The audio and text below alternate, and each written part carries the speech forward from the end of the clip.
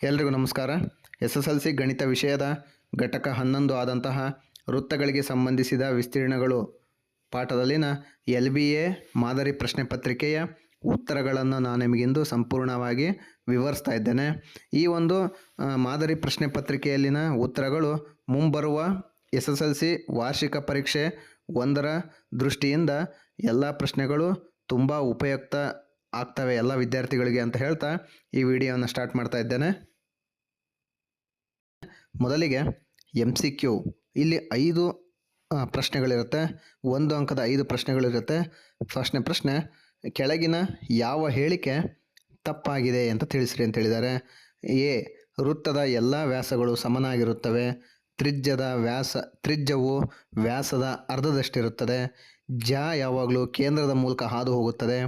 ತ್ರಿಜ್ಯಾಂತರ ಖಂಡವು 2 ತ್ರಿಜ್ಯಗಳು ಮತ್ತು 1 ಕಂಸದಿಂದ ಒಳಗೊಂಡಿರುತ್ತದೆ ಅಂತ 4 ಆಪ್ಷನ್ಸ್ ಕೊಟ್ಟಿದ್ದಾರೆ. ಇಲ್ಲಿ ಯಾವ ಹೇಳಿಕೆ ತಪ್ಪಾಗಿದೆಯಪ್ಪ ಅಂದರೆ ಆಪ್ಷನ್ ಸಿ, ಅಂದರೆ ಯಾವಾಗಲೂ ಕೇಂದ್ರದ ಮೂಲಕ ಹಾದು ಹೋಗುತ್ತದೆ ಅಂತ ಹೇಳಿದರೆ ಇದು ತಪ್ಪಾಗಿದೆ.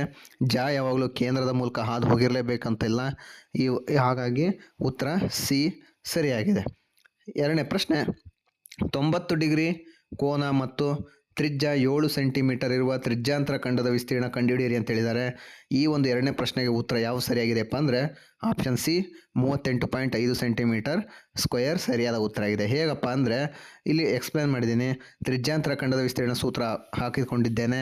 θ/360 × πr². ಇಲ್ಲಿ ಥೀಟಾದ ಬೆಲೆ 90 ಡಿಗ್ರಿ, ಆರ್ನ ಬೆಲೆ 7 ಸೆಂಟಿಮೀಟರ್ ಆಗಿರೋದ್ರಿಂದ ತ್ರಿಜ್ಯಾಂತರ ಖಂಡದ ವಿಸ್ತೀರ್ಣ 90/360, ಪೈ ಅಂದರೆ 22/7, r² ಅಂದರೆ 7².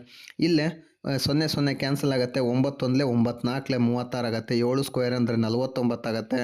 1 7 ಕ್ಯಾನ್ಸಲ್ ಆದರೆ ಈ ಒಂದು ತ್ರಿಜ್ಯಾಂತರ ಖಂಡದ ವಿಸ್ತೀರ್ಣ 38.5 ಸೆಂಟಿಮೀಟರ್ ಸ್ಕ್ವೇರ್ ಆಗುತ್ತೆ. ಆಪ್ಷನ್ ಸಿ 38.5 ಸೆಂಟಿಮೀಟರ್ ಸ್ಕ್ವೇರ್ ಸರಿಯಾದ ಉತ್ತರ ಆಗಿದೆ. ಮೂರನೇ ಪ್ರಶ್ನೆ, ತ್ರಿಜ್ಯ 7 ಸೆಂಟಿಮೀಟರ್ ಇರುವ ಅರ್ಧ ವೃತ್ತದ ಸುತ್ತಳತೆ ಕಂಡುಹಿಡಿಯಿರಿ ಅಂತ ಹೇಳಿದ್ದಾರೆ. ನೆನಪಿರಲಿ, ಈ ಒಂದು 7 ಸೆಂಟಿಮೀಟರ್ ತ್ರಿಜ್ಯವಿರುವ ಒಂದು ಅರ್ಧ ವೃತ್ತದ ಸುತ್ತಳತೆ ಕಂಡುಹಿಡಿಯಿರಿ ಅಂತ ಹೇಳಿದ್ದಾರೆ. ಈ ಪ್ರಶ್ನೆಗೆ ಸರಿಯಾದ ಉತ್ತರ 22 ಸೆಂಟಿಮೀಟರ್ ಆಗಿದೆ. ಹೇಗಪ್ಪ ಅಂದರೆ ಮೊದಲು ಅರ್ಧ ವೃತ್ತದ ಸುತ್ತಳತೆ ಕಂಡುಹಿಡಿಯೋದಕ್ಕಿಂತ ಮುಂಚೆ ವೃತ್ತದ ಸುತ್ತಳತೆ ಕಂಡುಹಿಡಿಯೋಣ. ವೃತ್ತದ ಸುತ್ತಳತೆ ಅಂದರೆ ವೃತ್ತ ಪರಿಧಿಯಾಗಿರುತ್ತೆ. ವೃತ್ತ ಪರಿಧಿಯ ಸೂತ್ರ C = 2πr ಆಗಿದೆ. ಹಾಗಾಗಿ ವೃತ್ತದ ಸುತ್ತಳತೆ = 2 × ಪೈ ಬೆಲೆ 22/7 × r ಅಂದರೆ 7 ಆಗಿದೆ.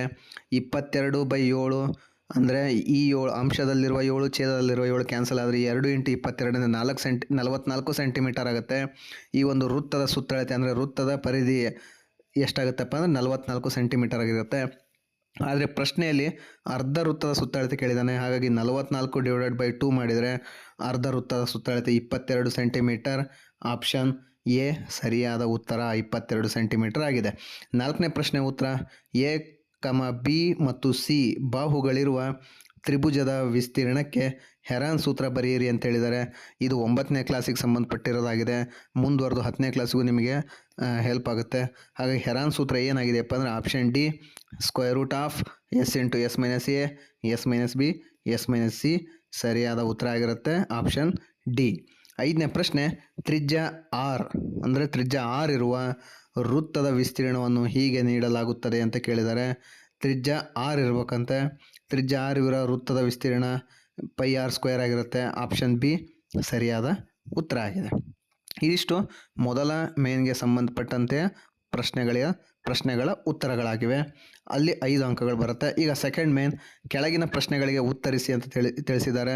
ಇಲ್ಲಿ 2 ಅಂಕದ ಪ್ರಶ್ನೆಗಳಿರುತ್ತೆ. 2 ಅಂಕದ 3 ಪ್ರಶ್ನೆಗಳು. 2 × 3 = 6 ಆಗುತ್ತೆ. 6ನೇ ಪ್ರಶ್ನೆ, 2 ವೃತ್ತಗಳು C1 ಮತ್ತು C2, ಈ ಒಂದು 2 ವೃತ್ತಗಳಿದೆ C1 ಮತ್ತು C2 ಅಂತ. ಇದರ ವಿಸ್ತೀರ್ಣಗಳು, C1 ವೃತ್ತದ ವಿಸ್ತೀರ್ಣ 92 ಸೆಂಟಿಮೀಟರ್ ಸ್ಕ್ವೇರ್, C2 ವೃತ್ತದ ವಿಸ್ತೀರ್ಣ 62 ಸೆಂಟಿಮೀಟರ್ ಸ್ಕ್ವೇರ್ ಆಗಿದೆ. C1 ಮತ್ತು C2 2 ವೃತ್ತಗಳ ವಿಸ್ತೀರ್ಣದ ಮೊತ್ತಕ್ಕೆ ಸಮನಾದ ವೃತ್ತದ ವಿಸ್ತೀರ್ಣವನ್ನು ಹೊಂದಿರುವ C3 ವೃತ್ತದ ವಿಸ್ತೀರ್ಣ ಕಂಡುಹಿಡಿಯಿರಿ. C3 ವೃತ್ತದ ತ್ರಿಜ್ಯವನ್ನು ಕಂಡುಹಿಡಿಯಿರಿ ಅಂತ ಹೇಳಿದ್ದಾರೆ. ಇಲ್ಲಿ C1 ಮೊದಲ ವೃತ್ತದ ವಿಸ್ತೀರ್ಣ ಮತ್ತು C2 ಎರಡನೇ ವೃತ್ತದ ವಿಸ್ತೀರ್ಣ, ಇವುಗಳನ್ನು ವಿಸ್ತೀರ್ಣಗಳನ್ನು ಕೂಡಿದಾಗ ಏನಾಗುತ್ತೆ, 2 ವೃತ್ತಗಳ ವಿಸ್ತೀರ್ಣಗಳ ಮೊತ್ತಕ್ಕೆ ಸಮನಾದ ಇನ್ನೊಂದು ವೃತ್ತದ ತ್ರಿಜ್ಯ ಅಂದರೆ C3 ಈ ವೃತ್ತದ ತ್ರಿಜ್ಯ ಕಂಡುಹಿಡಿಯಿರಿ ಅಂತ ಹೇಳಿದ್ದಾರೆ.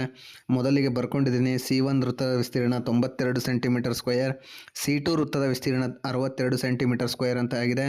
ಪ್ರಶ್ನೆ ಪ್ರಕಾರ ಈ ಎರಡು ವೃತ್ತದ ವಿಸ್ತೀರ್ಣವನ್ನು ಕೂಡ್ಕೊಳ್ಳೋಣ. 96 ಪ್ಲಸ್ 62 154 ಸೆಂಟಿಮೀಟರ್ ಸ್ಕ್ವೇರ್ ಅಥವಾ ಸ್ಕ್ವೇರ್ ಸೆಂಟಿಮೀಟರ್ ಆಗಿದೆ.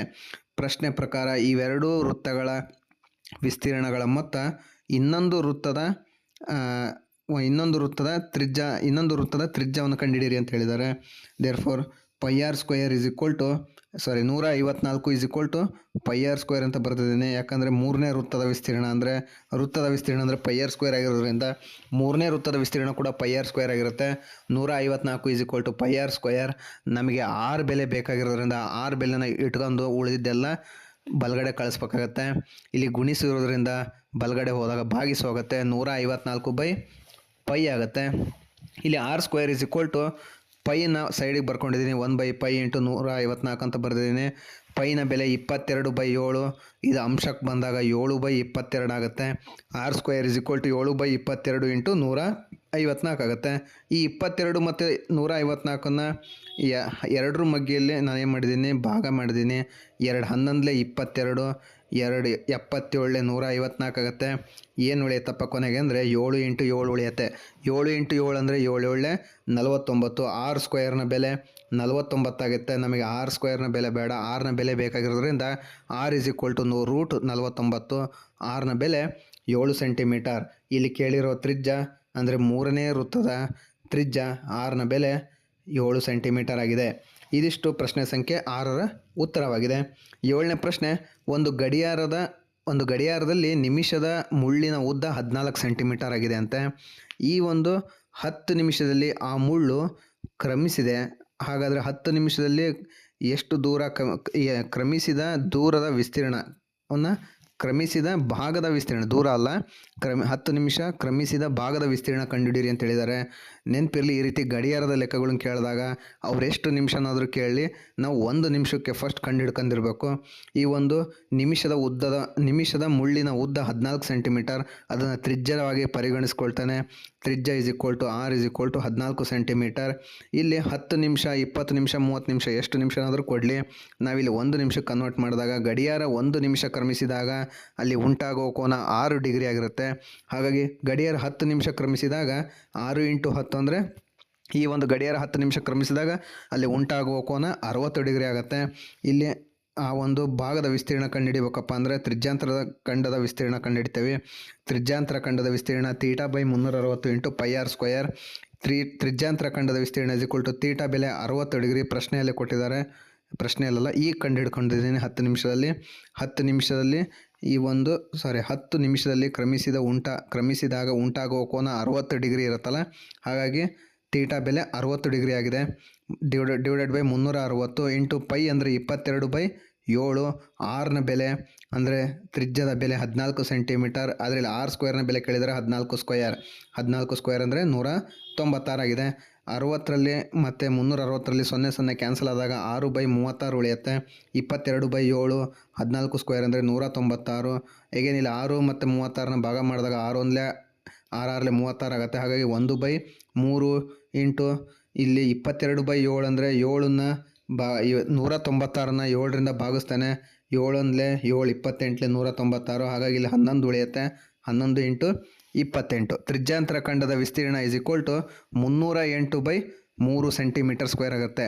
ಹಾಗಾದರೆ ಆ ಗಡಿಯಾರ 10 ನಿಮಿಷ ಚಲಿಸಿದಾಗ ಆ ಒಂದು ಭಾಗದ ವಿಸ್ತೀರ್ಣ ಏನಾಗುತ್ತಪ್ಪ ಅಂದರೆ 308/3 ಸೆಂಟಿಮೀಟರ್ ಸ್ಕ್ವೇರ್ ಆಗುತ್ತೆ. ಇದಿಷ್ಟು ಪ್ರಶ್ನೆ ಸಂಖ್ಯೆ 7ರ ಉತ್ತರಗಳಾಗಿದೆ. 8ನೇ ಪ್ರಶ್ನೆ, 20 ಸೆಂಟಿಮೀಟರ್ ತ್ರಿಜ್ಯವುಳ್ಳ ವೃತ್ತ ಚತುರ್ಥಕದ ವಿಸ್ತೀರ್ಣವನ್ನು ಹಾಗೂ ವೃತ್ತ ಚತುರ್ಥಕದ ಸುತ್ತಳತೆ ಕಂಡುಹಿಡಿಯಿರಿ ಅಂತ ಹೇಳಿದ್ದಾರೆ. ಇಲ್ಲಿ ನೆನಪಿರಲಿ, ಹೊಸ ರೀತಿ ಕೇಳಿದಂಥ ಪ್ರಶ್ನೆ. ಇಲ್ಲಿ ವೃತ್ತ ಚತುರ್ಥಕದ ವಿಸ್ತೀರ್ಣ ಯಾವಾಗಲೂ ಕಂಡುಹಿಡಿತಿದ್ವಿ, ಆದರೆ ಈ ಬಾರಿ ವೃತ್ತ ಚತುರ್ಥಕದ ಸುತ್ತಳತೆ ಕಂಡುಹಿಡಿಯಿರಿ ಅಂತ ಹೇಳಿದ್ದಾರೆ. ಮೊದಲಿಗೆ ತ್ರಿಜ್ಯ ಬರ್ಕೊಳ್ತೀನಿ. ತ್ರಿಜ್ಯ r is equal to 20 centimetre. ಮೊದಲಿಗೆ ವೃತ್ತ ಚತುರ್ಥಕದ ವಿಸ್ತೀರ್ಣ ಕಂಡುಹಿಡ್ಕೊಳ್ತೀನಿ. ಪೈ ಆರ್ ಸ್ಕ್ವೇರ್ ಬೈ 4 ಆಗುತ್ತೆ. ವೃತ್ತ ಚತುರ್ಥಕದ ವಿಸ್ತೀರ್ಣ ಇಸ್ ಈಕ್ವಲ್ ಟು ಪೈ ಅಂದರೆ 3.14, ಆರ್ ಅಂದರೆ ಅಲ್ಲಿ ಆರ್ ಸ್ಕ್ವೇರ್ ಕೇಳಿದ್ದಾರೆ. ಹಾಗಾಗಿ 20 ಇಂಟು 20 ಬರೆದಿದ್ದೀನಿ /4. ಇಲ್ಲಿ 4ರಿಂದ ಭಾಗಿಸಿದ್ದೀನಿ 5ಅನ್ನು. 4 1 4 5 3.14 ಇಂಟು 5 ಇಂಟು 20 ಅಂದರೆ ವೃತ್ತ ಚತುರ್ಥಕದ ವಿಸ್ತೀರ್ಣ 314 ಸೆಂಟಿಮೀಟರ್ ಸ್ಕ್ವೇರ್ ಆಗುತ್ತೆ. ಇಲ್ಲಿ ಏನು ಕೇಳಿದ್ದಾನೆ, ವೃತ್ತ ಚತುರ್ಥಕದ ಸುತ್ತಳತೆ ಕಂಡುಹಿಡಿಯಿರಿ ಅಂತ ಹೇಳಿದ್ದಾರೆ. ವೃತ್ತ ಚತುರ್ಥಕದ ಸುತ್ತಳತೆ ಈಸ್ ಈಕ್ವಲ್ ಟು, ವೃತ್ತ ಚತುರ್ಥಕದ ಸುತ್ತಳತೆ ಅಂದರೆ ಮೊದಲಿಗೆ ಇಲ್ಲಿ ವೃತ್ತ ಪರಿಧಿ ಅಂದರೆ 2πr, ಅಲ್ಲಿ ಚತುರ್ಥಕ ಕೇಳಿರೋದ್ರಿಂದ divided by 4, 2πr divided by 4 plus 2r.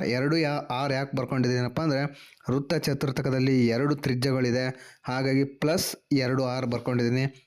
ಇಲ್ಲಿ 2πr ಅಲ್ಲಿ 2 ಡಿವೈಡೆಡ್ ಬೈ 4 ಅಂದರೆ ಈಗ ಏನು ಮಾಡಿದ್ದೀನಪ್ಪ ಅಂದರೆ ಈ 4ಅನ್ನು ಭಾಗಿಸಿದ್ದೀನಿ, 2 1 2 2 ಅಲ್ಲಿಗೆ πr/2 ಪ್ಲಸ್ 2r ಆಗುತ್ತೆ ವೃತ್ತ ಚತುರ್ಥಕದ ಸುತ್ತಳತೆ.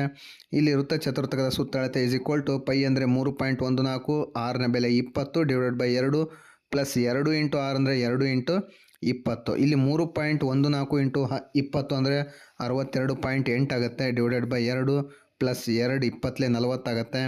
ಇಲ್ಲಿ ವೃತ್ತ ಚತುರ್ಥಕದ ವಿಸ್ತೀರ್ಣ ಈಸ್ ಈಕ್ವಲ್ ಟು, ಇದಿಷ್ಟು ನಾವು ಸಾಲ್ವ್ ಮಾಡಿದಾಗ ಏನಾಗುತ್ತೆ 71.4 ಸೆಂಟಿಮೀಟರ್ ಸ್ಕ್ವೇರ್ ಆಗುತ್ತೆ. ಇದಿಷ್ಟು ಪ್ರಶ್ನೆ 8ರ ಉತ್ತರ ಆಗಿದೆ. ಮುಂದಿನ ಭಾಗದಲ್ಲಿ 3ನೇ ಮೇನಿಗೆ ಸಂಬಂಧಿಸಿದ ಪ್ರಶ್ನೆಗಳಿಗೆ ಉತ್ತರಗಳನ್ನು ತಿಳಿಸ್ತೇನೆ ಅಂತ ಹೇಳ್ತಾ ಈ ವಿಡಿಯೋನ ಇಂದಿಗೆ ಪೂರ್ಣಗೊಳಿಸ್ತಾ ಇದ್ದೇನೆ. ಧನ್ಯವಾದಗಳು.